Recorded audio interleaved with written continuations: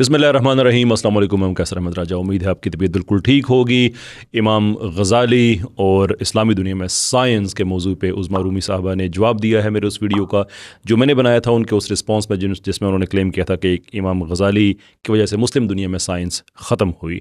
35 minute का उनका video था। मैं अब उस लेंथ तक तो नहीं जाऊँगा और ना ही मैं उसमें हर चीज़ को मैं रिस्पॉन्ड कर सकता हूँ, इसलिए कि जो मेन एक्सचेंज है हमारा वो है गज़ालियन व्यूज़ और इस्लामी दुनिया में जो असरात हुए उसके इन टर्म्स ऑफ साइंस, उस पे बात है। तो उसमें 2-3 ही चीज़ें हैं जो मैं समझता हूँ कि जिनका रिस्पॉन्स बनता है, बाकी जो चीज़ें हैं वो इररेलेवेंट हैं।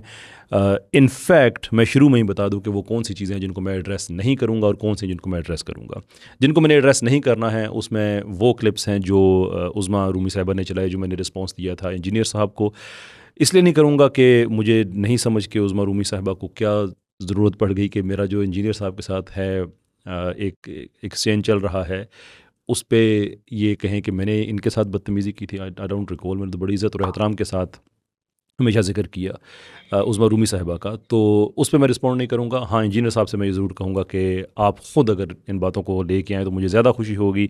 ये अच्छी बात नहीं है कि आप किसी और से कहें या किसी और से आप किसी और के ज़रिए ये चीज़ें आप करें। That's not a nice thing. दूसरी चीज़, इमाम गज़ाली के जो अकायद हैं, सूफिस्टिक अकायद जो उनके हैं, उन पे मैं बात नहीं करूँगा, इसलिए कि जो ज़ाती अकायद है मैं उन पे बात नहीं करता, कभी भी नहीं करता। जो पॉलिसी की बात है कि क्या उनकी वजह से इस्लामी दुनिया में साइंस और फ़लसफ़े का डिक्लाइन है, श्योर हम उस पर बात करेंगे। बाकी मैं कभी किसी मुसलमान, वो आदमी जो मुसलमान है, उसके ज़ाती अकायद, उसकी इंटरप्रिटेशन दीन की उसने क्या की है, मैं इन चीज़ों में मैं इंटरेस्ट बिल्कुल भी नहीं लेता। दो मेरे पास ये इन्फॉर्मेशन है कि इंजीनियर साहब और उनका जो नेटवर्क है वो अगले कुछ आने वाले वक्त में ये कोशिश करेगा कि मुझे इन चीज़ों में उलझाया जाए, लेकिन मैं ये चीज़ क्लियर करना चाहता हूँ, ये मेरा इंटरेस्ट नहीं है। तो वो सूफ़ी थे, वो क्या समझते थे माफूकुल फितरत ताकतें इंसान के पास आ सकती हैं, I have absolutely no problem with that. Either way आप उसको गलत कहें, आपका हक़ है। गज़ाली जो है कोई खुदा नहीं है, नबी नहीं है, तनकीद से बालातर नहीं है ज़रूर, लेकिन मेरा उस पर कोई रिस्पॉन्स नहीं है। तीसरी चीज़ जो बहुत ज़ाती लेवल पे आके जिसका मुझे थोड़ा सा अफसोस भी हुआ कि जिस तरह से उज़्मा रूमी साहिबा ने कोई ज़ातियात पे आके बातें कि इनको ये नहीं पता, इनको ये बताया गया है और ये झूठ बोलते हैं और इनको माफ़ी मांगनी चाहिए। एक तो पता नहीं आजकल ख़वातीन को मर्दों से माफ़ी मंगवाने का क्यों इतना शौक़ आया हुआ है।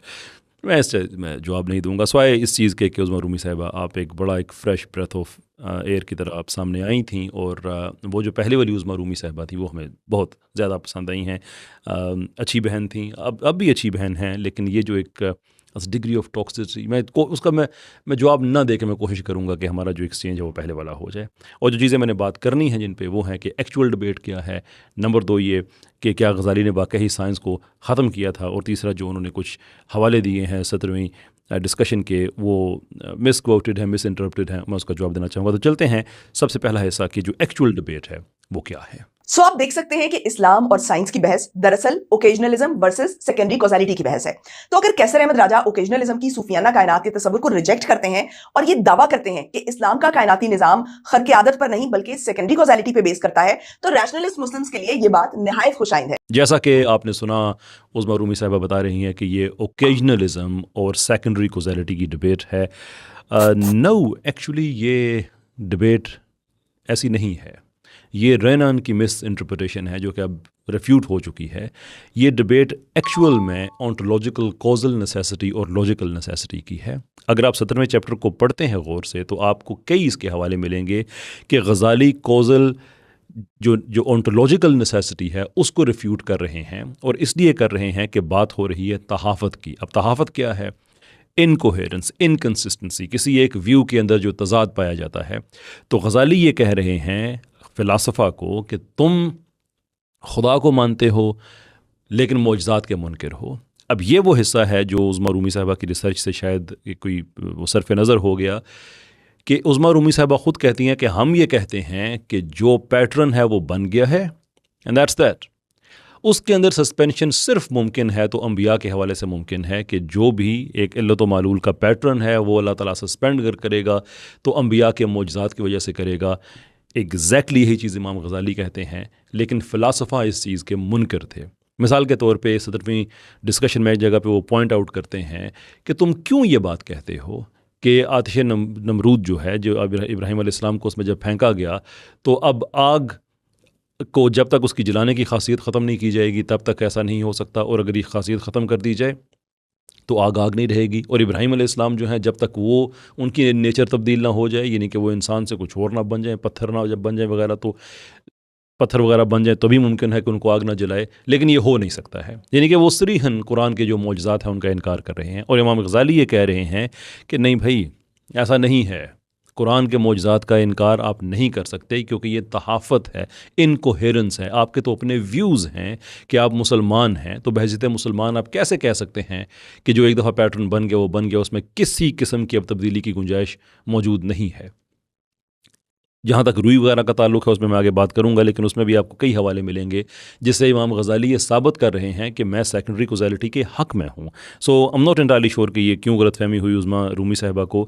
غزالی ایکڈیمیا میں یہ بات طے شدہ ہے، جو ماڈرن ایکڈیمیا ہے، کہ غزالی سیکنڈری کوزیلٹی کے منکر نہیں تھے، بلکہ وہ اس کو سیکنڈری اس لیے کہتے تھے کہ اس کے اوپر ایک پرائمری کوزیلٹی ہے۔ اور یہ بات سمجھ میں آنے والی ہے، کیونکہ اگر سیکنڈری کوزیلٹی کو آپ اونٹولوجیکلی نیسیسیٹیٹ کر دیتے ہیں تو پھر وہ سیکنڈری نہیں رہتی ہے، وہ بذات خود نیسیسری ہو جاتی ہے۔ اور یہاں پہ میں یہ بھی واضح کر دوں کہ جب ہم نیسیسری کا لفظ استعمال کرتے ہیں فلسفے میں، تو اس کا مطلب یہ اردو زبان والا لازمی یا ضروری نہیں ہوتا، جیسے بندہ کہتا ہے کہ میں نے لازمی فون کریں، یہ وہ والا نیسیسری نہیں ہے، بلکہ اس نیسیسری کا مطلب یہ ہوتا ہے کہ یہ کنٹینجنٹ نہیں ہے، in fact it is opposite to contingent, which means کہ کوئی ایسی چیز ہے کہ جو کسی اور چیز پہ ڈپینڈ نہیں کرتی ہے۔ تو اگر ہم جتنے بھی کازز ہیں، جتنی بھی علتیں ہیں، اگر ہم نے ان کو اونٹولوجیکلی نیسیسری بنانا ہے تو پھر ہمیں یہ ثابت کرنا پڑے گا کہ یہ جو کازز ہیں یہ خود کو وجود میں لے کے آئے اور یہ کہ کسی اور چیز پہ ڈپینڈ نہیں کرتے، جبکہ ہمیں یہ پتہ ہے کہ علت و معلول کے سلسلے میں ایک کاز بذات خود کسی اور چیز کا افیکٹ ہوتا ہے، تو وہ کیسے نیسیسری ہو سکتا ہے۔ تو غزالی کی یہ ڈبیٹ تھی۔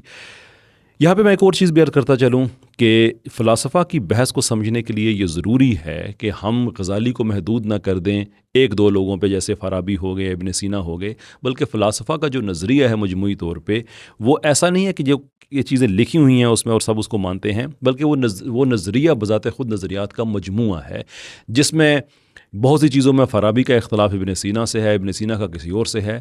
تو غزالی تحافت لکھتے ہوئے کہتے ہیں کہ تم میں یہ جو عقائد پائے جاتے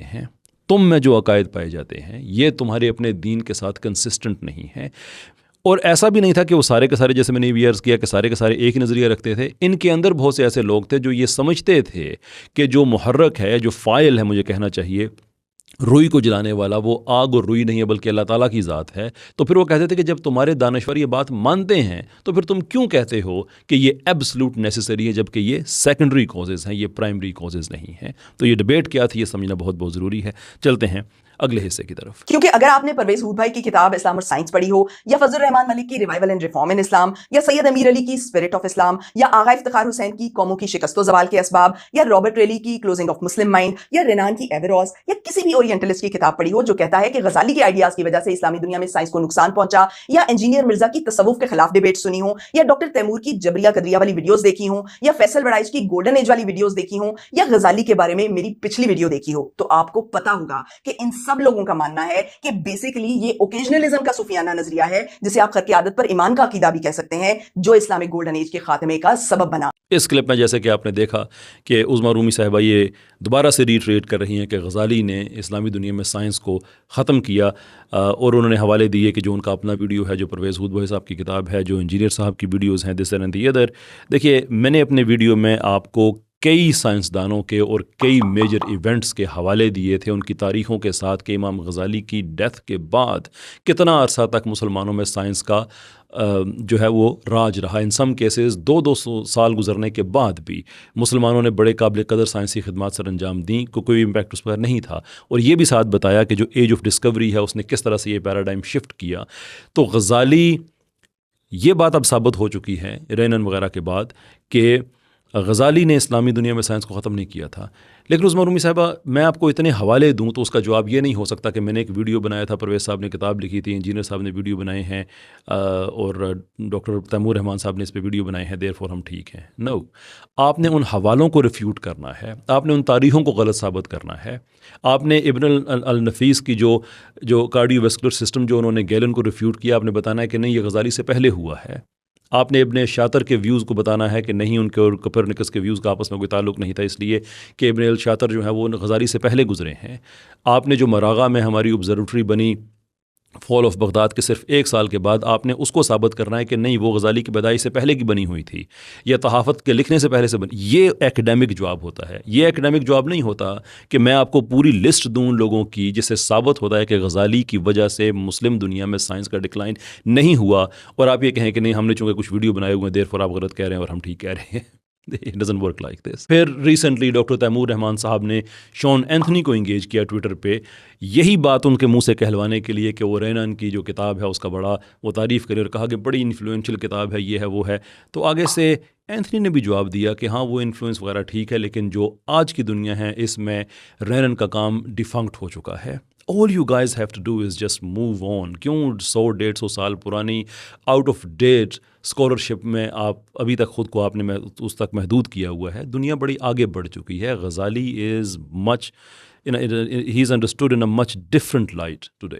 وہ اوکیجنلسٹ تھے یا نہیں تھے، یہ بھی ایک ڈبیٹ ہے۔ پھر اوکیجنلزم کیا ہے، اس کی ڈفرینٹ انٹرپریٹیشنز ہیں۔ اشعری نظام میں جو تھا اوکیجنلزم کہ کائنات جو ہے وہ تقسیم ہوتی ہے، بنتی ہے، ٹوٹتی ہے، بنتی ہے، ٹوٹتی ہے، ریکریٹ ہوتی ہے ہر لمحے میں۔ Actually Ghazali was not very comfortable with it. یہی وجہ ہے کہ وہ اتفاق کرتے تھے اس معاملے میں ابن سینا سے، جو آپ نے اپنے ویڈیو میں کہا کہ یہ ابن سینا کے ویوز تھے، غزالی کے نہیں تھے۔ یہ بات آپ کو درست آپ کی تحقیق میں سامنے آئی ہے کہ ابن سینا کے یہ ویوز تھے، لیکن یہ تحقیق تھوڑی سی رہ گئی ہے کہ ابن سینا کے ہی ویوز نہیں تھے، ایکچولی غزالی ان سے متفق تھے، وچ از دا ریزن کہ انہوں نے کتاب تحافت الفلاسفہ لکھی تھی۔ تحافت الفلاسفہ کہ تم بھی سیکنڈری کوزیلٹی کے قائل ہو، ہم بھی سیکنڈری کوزیلٹی کے قائل ہیں، تو پھر کیا وجہ ہے کہ سیکنڈری کوزیلٹی کو آپ لوگوں نے اونٹولوجیکلی نیسیسری بنا دیا ہے؟ یہ شرک ہوتا ہے۔ یہ شرک ہوتا ہے کہ آپ نے خدا کے کام میں ایک ایسا شریک کر دیا ہے کہ جہاں خدا کی ضرورت نہیں ہے، یا خدا کے مقابلے میں آپ نے ایک اور ایسی ایک پروسیس کھڑا کر دیا ہے کہ جس میں خدا انٹرفیئر نہیں کر سکتا، جو کہ فلسفہ کا نظریہ تھا بائی دا وے۔ وہ اسی لیے معجزات کا انکار کرتے تھے کہ یہ ہو ہی نہیں سکتا ہے، کیونکہ گریک فلسفی ان پہ اتنی زیادہ مؤثر ہو چکی تھی۔ اب چلتے ہیں آپ کے ان کلپس کی طرف جہاں پہ آپ نے ان مائی اوپینین غزالی کو مس انٹرپریٹ کیا ہے۔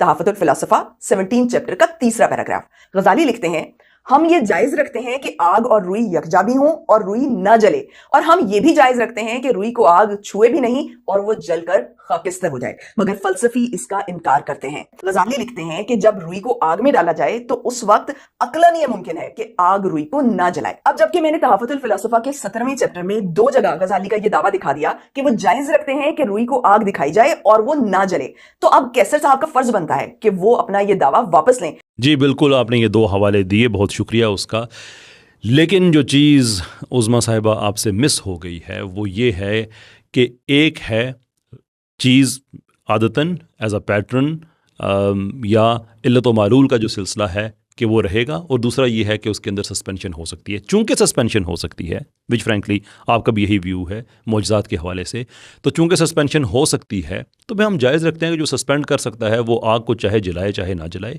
لیکن اس کا چاہا جانا اور اس میں یہ قدرت ہونا کہ وہ چاہتے ہوئے ایسا کر سکے، اس کا مطلب یہ نہیں ہے کہ پھر آگ کبھی جلے گی اور کبھی نہیں جلے گی، بلکہ جو نیچر ہے اس ریلیشن شپ کی آگ اور روئی کی، وہ ایکسپلین کرتے ہیں امیڈیٹلی جو آپ نے پیسج دیا ہے اس کے فوراً بعد، جہاں پہ ایک 3 نکاتی بحث کا انہوں نے حوالہ دیا۔ تحریر اس کی یہ ہے، مخالف دعویٰ کرتا ہے کہ جلانے کا فعل انجام دینے والی چیز صرف آگ ہے اور وہ بالطبع فاعل ہے نہ کہ بالاختیار، اپنی طبیعت سے اس کا الگ ہونا ممکن نہیں، اگر وہ کسی چیز سے متصل ہوگی تو جلائے یا گرم کیے بغیر نہ رہے گی۔ ہم اس چیز کا انکار کرتے ہیں اور کہتے ہیں کہ احتراق کا فاعل در حقیقت اللہ تعالیٰ ہے، اسی نے روئی میں تفرق اجزاء سے اور احتراق سے اثر پذیری کی خاصیت رکھتی ہے، یہ خاصیت ملائکہ کے وسیلے سے رکھی ہو یا بغیر وسیلہ۔ رہی آگ تو وہ بھی جمادات سے ایک بے جان مخلوق ہے جس کے لیے فعل و اثر اختیاری شے نہیں، یعنی کلیئر کٹ وہ کہہ رہے ہیں کہ کوزیلٹی کا کوئی انکار نہیں ہے، بلکہ ہم یہ کہہ رہے ہیں کہ جو فلسفہ کا نظریہ ہے کہ یہ ممکن ہی نہیں ہے کہ اب آگ نہ جلائے، تو بھئی یہ آگ نے خود طے کیا ہوا ہے۔ اس کو کہا جاتا ہے دی کنٹینجنسی آرگومنٹ، جس کے بارے میں آپ نے ایک وہ بھی غلط حوالہ دے دیا ہے. ایکچولی کنٹینجنسی آرگومنٹ کا اوریجن ابن سینا سے ملتا ہے, بعد میں نہیں ملتا. خیر بعد میں تو بہت سے لوگوں سے ملتا ہے, لیکن جو اس کی اوریجن ہے, اور اگر اس آرگومنٹ کے آپ پیچھے جائیں تو ایکچولی یہ قرآن میں ملتا ہے. تو غزالی کا سارا جو کہنا ہے وہ یہ ہے کہ یہ کوزز اپنی جگہ پہ موجود ہیں, لیکن یہ کوزز نیسیسری نہیں ہیں, یہ کنٹینجنٹ ہیں. جو حوالہ آپ نے پیش کیا تھا وہ اوکیجنلزم پہ ایک تنقید ہے, لیکن جیسا کہ میں کہہ چکا ہوں کہ یہ بحث اوکیجنلزم ورسز سیکنڈری کوزیلٹی نہیں ہے, بلکہ ontological causal necessity versus logical necessity ہے. تو لاجیکل نیسیسٹی تو ہمیں نظر آتی ہے کہ آپ آگ دکھائیں گے روئی جلے گی, دیٹ سمپل. لیکن اس کا مطلب یہ نہیں ہے کہ یہ آنٹولوجیکلی نیسیسری ہے, کیونکہ سسپینشن کے قائل آپ بھی ہیں اور ہم بھی ہیں کہ معجزات اس میں اللہ تعالیٰ سسپینڈ کر سکتے ہیں. اور جو فلاسفہ کا سے جو اختلاف ہے غزالی کا, وہ اس بات سے ہے کہ فلاسفہ کے اندر یہ بڑے لیول پہ نظریہ پایا جاتا تھا, سب کا نہیں, بڑے لیول پہ, کہ وہ معجزات کے منکر ہو چکے تھے. اب یہ بڑی دلچسپ بات ہے کہ عظمیٰ رومی صاحبہ کا اختلاف غزالی سے ہے اور فلاسفہ کے حق میں ہے, لیکن اس بحث میں ہمیں امام غزالی اور عظمیٰ رومی صاحبہ ایک ہی کورنر میں نظر آتے ہیں, جبکہ فلاسفہ دوسری طرف نظر آتے ہیں, کیونکہ عظمیٰ رومی صاحبہ نے ریپیٹڈلی اپنے ویڈیو میں کہا ہے کہ ہم معجزات کے منکر نہیں ہیں, جبکہ فلاسفہ معجزات کے منکر تھے, یا ایٹ لیسٹ فلاسفہ کے اندر یہ نظریہ پایا جاتا تھا. سب کی میں بات نہیں کر رہا. جس پہ کریٹیسائز کر رہے ہیں امام غزالی, اور عظمیٰ رومی صاحبہ امام غزالی سے اتفاق کرتے ہوئے ان سے اختلاف کر رہی ہیں, ایکچولی یہ بھی غزالین ہیں. She just doesn't know it. پھر جیسے میں نے آگے ایک حوالہ دیا کہ 17th ڈسکشن میں ہی غزالی کہتے ہیں کہ یہ نہیں ہو سکتا کہ ایک روئی کو آپ 2 حصوں میں تقسیم کریں, 2 ٹکڑے کریں, اور ایک کو آگ جلائے اور دوسرے کو نہ جلائے. یہ نہیں ہو سکتا بھائی, یہ نہیں ہو سکتا. یہ جلائے گی, لیکن یہ بات ذہن میں رکھنا کہ یہ جب جلائے گی تو اس کا مطلب یہ نہیں ہے کہ انہوں نے خود ہی فیصلہ کیا ہوا ہے, بلکہ یہ فیصلہ اللہ تعالیٰ کا ہے, اور وہ جب چاہے سسپینڈ کر دے. اور اسی کے اگلے ہی پیراگراف میں وہ کہتے ہیں کہ چونکہ وہ جلائے گی, یہاں تک تو ہم مانتے ہیں, لیکن ڈفرنس یہ ہے, اور یہ وہ کریٹیکل ڈفرنس ہے عظمیٰ صاحبہ, اگر آپ کو بات سمجھ آئے گی تو ہماری ڈیبیٹ ختم ہو جائے گی. ڈفرنس یہ ہے کہ یہ لاجیکل نیسیسٹی کہ یہ نہیں ہو سکتا کہ ایک ٹکڑے کو تو آگ جلائے دوسرے کو نہ جلائے, یہ اللاجیکل بات ہے. اس کے غزالی بالکل قائل ہیں کہ یہی سیکنڈری کوزیلٹی ہوتی ہے. لیکن جو اس کا اگلا حصہ ہے, جہاں پہ اس کو اونٹولوجیکلی نیسیسری کر دیا گیا ہے, کہ فلاسفہ کہتے ہیں کہ اسی چیز کو سامنے رکھتے ہوئے وہ ابراہیم علیہ السلام کا آگ میں گر کے نہ جلنا, اس معجزے کا ہی انکار کر دیتے ہیں. یہ ہے وہ تحافت جس کی طرف غزالی بات کر رہے ہیں. اور صرف اتنی ہی تحافت نہیں ہے, اس کے آگے ایک اور چیز بھی ہے. غزالی تنقید کر رہے ہیں جو ان کے دانشور ہیں, ان کے محققین ہیں, یعنی کہ فلاسفہ کے, کہ آپ تو اس بات پہ یقین رکھتے ہیں کہ جو فاعل ہے وہ اللہ تعالیٰ کی ذات ہے, تو پھر اس چیز کے آپ منکر کیوں ہو جاتے ہیں؟ Here goes the passage. اور اسی لیے ان کے محققین اس بات پر متفق ہیں کہ اعراض و حوادث جو اجسام کے باہم ملنے سے پیدا ہوتے ہیں, یا ان کے اختلاف نسبت سے ظہور پذیر ہوتے ہیں, ان کا فیضان کسی واہب صورت کے ہاں ہوتا ہے, یعنی کہ جو شیپ گیور ہوتا ہے, فارم گیور ہوتا ہے, اور وہ کوئی فرشتہ ہوتا ہے. یہاں تک یہ بھی کہتے ہیں کہ آنکھ میں مختلف رنگوں کی تصویروں کا انتباہ واہب صور کی جہت سے ہوتا ہے. پس سورج کی روشنی, یہ صحیح سالم آنکھ کی پتلی اور رنگین اجسام, یہ محض مقدات و مہیات ہیں. اس صور کی قبولیت کے لیے اس توجہ کا اطلاق ہر حادث واقعہ پر بھی کرتے ہیں, اور اسی لیے اس شخص کا دعویٰ جو یہ سمجھتا ہے کہ آگ ہی اصل میں فاعل احتراق ہے, باطل ہو جاتا ہے. نیز یہ قول بھی روٹی ہی سیری کی علت ہے, یا دوا ہی فاعل کی صحت ہے, وغیرہ. یعنی جو فلاسفہ کے اپنے محققین تھے, بہت سے ان کے, جو یہ بات اس پہ جو قائل تھے کہ جو اصل فاعل ہے کسی بھی کوز کے پیچھے وہ اللہ تعالیٰ کی ذات ہے, تو وہ ان کی ایک تحافت, انکنسسٹنسی, انکوہیرنس ہم لے کے ہیں کہ تم خود ہی تو کہتے ہو کہ یہ چیزیں نیسیسری نہیں ہیں, اور خود ہی معجزات کا انکار کر دیتے ہو. اس میں ایک آخری چیز, پھر ویڈیو ختم کرتے ہیں, کافی لمبی بات ہو گئی ہماری بھی, اور وہ ہے خرق عادت. عظمیٰ صاحبہ نے مجھے دعوت دی تھی کہ اس کا ٹائٹل غور سے پڑھیں, میں بھی آپ کو یہی دعوت دینا چاہتا ہوں, غور سے پڑھیں. خرق عادت, اس کے لیے 2 چیزوں کا ہونا ضروری ہے, ایک خرق کا اور ایک عادت کا. اس پورے چیپٹر میں عدم عادت کی بات نہیں کی جا رہی, بلکہ خرق عادت کی بات کی جا رہی ہے. عادت کہتے ہیں پیٹرن کو, یعنی کہ کوز اور افیکٹ کا, علت و معلول کا جو ایک پیٹرن ہے. اور خرق کہتے ہیں کیزم, شگاف, ذراڑ, کہ ایک پیٹرن ہے اور اس کے اندر شگاف آ گیا, یعنی کہ اس کو سسپینڈ کر دیا گیا. وچ is exactly Uzma Rumi صاحباز view, کہ پیٹرن ہے، اللہ تعالیٰ انبیاء کے لیے معجزات کے حوالے سے اس کو سسپینڈ کر سکتے ہیں، خرق عادت نہ کہ عدم عادت. کیونکہ اگر آپ اس بحث سے اوکیجنلزم کو ثابت کریں گے، کوشش کریں گے اس کی، تو پھر یہ ضروری ہو جائے گا کہ یہاں پہ عدم عادت کی بحث کی جا رہی ہو غزالی کی طرف سے، جو کہ نہیں کی جا رہی. تو وہ عادت کو ایکسیپٹ کرتے ہوئے اس کی جو انسیڈنٹل اللہ تعالیٰ کی طرف سے سسپینشن ہے معجزات کی صورت میں، اس کی بات کرتے ہوئے فلاسفہ کو کہتے ہیں کہ معجزات کا انکار نہ کرو. یہ بات ذہن میں رکھیں کہ غزالی کا جو ڈس ایگریمنٹ ہے وہ فلاسفہ میں جو معجزات کا انکار ہے، انبیاء کے جو معجزات، قرآنک معجزات، بات یاد رکھیں. اس پہ اسٹینفورڈ والے لکھ چکے ہیں، اس پہ